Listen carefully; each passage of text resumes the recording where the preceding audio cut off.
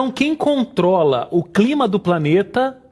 Sol, em primeira instância, Sol. Sol. Raios cósmicos, que vão derivar depois para nuvens. Oceanos, vulcões e principalmente a presença de água na atmosfera. São esses 5 grandes elementos. Quando a gente fala de CO2, quando a gente fala do gás carbônico, a gente está falando da queima dos combustíveis fósseis. Então, um grande exemplo disso é a gasolina.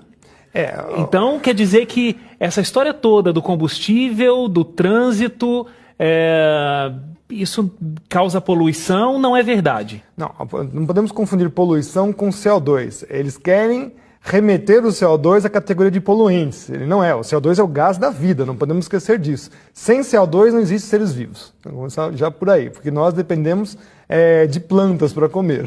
Sim. Ou se você come carne, mas os animais precisam de plantas. Então, sem CO2, sem vida. Então, quem combate CO2 já é contra a vida. Tem que pensar assim. Então é muito curioso o discurso ambientalista combater o CO2. Né? Mas eles combatem o CO2 em excesso, não é? Não existe esse excesso. Essa que é a grande diferença. O próprio painel da ONU que fala sobre o clima, chamado IPCC, que nasceu em 1988. Curioso que o painel do ozônio nasce em 87, com o protocolo de Montreal, inclusive. Em 88 já nasce o painel do clima. Então são 27 anos que esse painel do clima tenta provar que o homem muda o clima. E nos 17 últimos anos a temperatura vem abaixando, né? Isso que é curioso.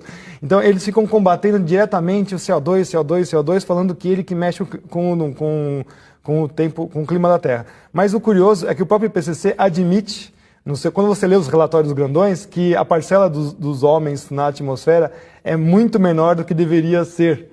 Então, na verdade, não é a emissão humana que está fazendo a elevação do CO2. Então, toda a atividade humana, seja ela industrial, seja ela... Muito pequena. Um vulcão ativo que entra em erupção, ele é equivalente a toda a produção humana durante um ano inteiro. Então, quem controla o clima do planeta... Sol, em primeira instância, Sol. Raios cósmicos, que vão derivar depois para nuvens. Oceanos, vulcões e principalmente a presença de água na atmosfera. São esses 5 grandes elementos.